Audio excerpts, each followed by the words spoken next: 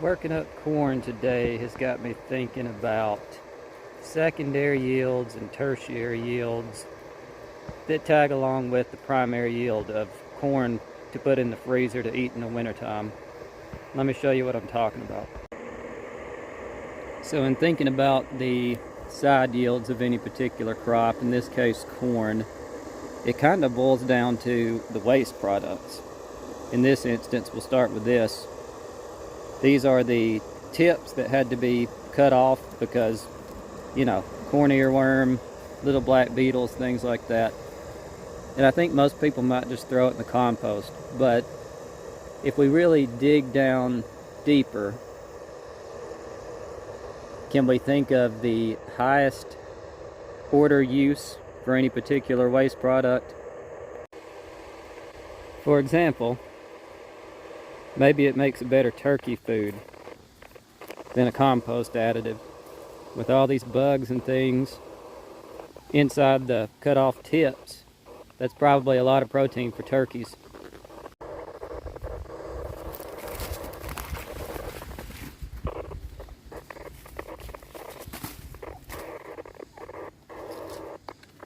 These guys are wilder turkeys, so they're a little wary about throwing food scraps out. They're not like chickens. So maybe we throw a little bit out for them as a treat today. They'll get over there and investigate and pick at it whenever they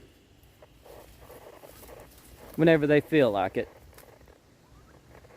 So what do we do with the rest?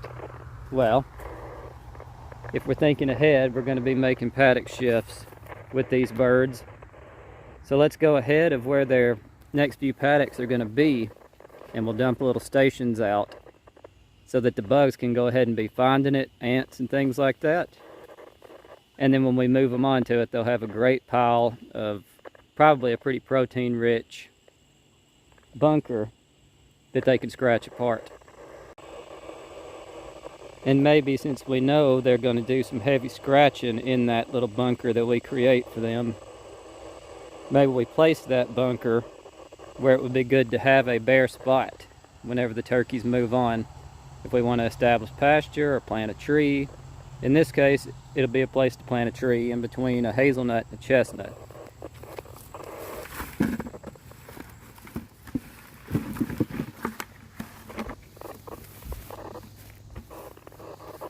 Let's do that a few more times to spread out the effectiveness.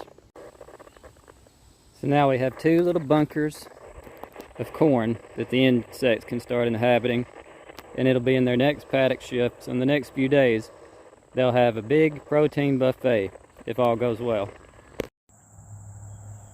And what are we going to do with all of these corn husks?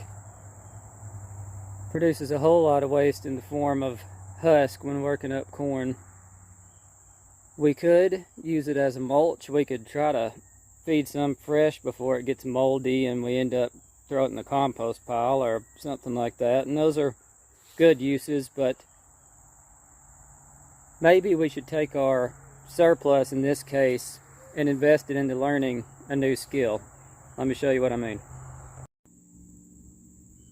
With this surplus of secondary yield, I'm going to try to learn a new skill. Making silage out of this waste product. This pile of corn husk combined with this molasses and water combination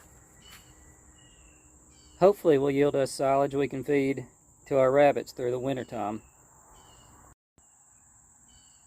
Don't be afraid to invest in yourself and trying something new, running experiments if you've got a surplus of a secondary yield.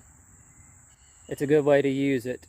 You may find a new and better way to utilize all of your secondary, tertiary yields if you invest in yourself. The worst thing that could happen at the end of this experiment is I end up with a supercharged compost, basically, if it doesn't work out for animal feed. So for $5 of molasses and some corn husk, we'll end up with a good product either way.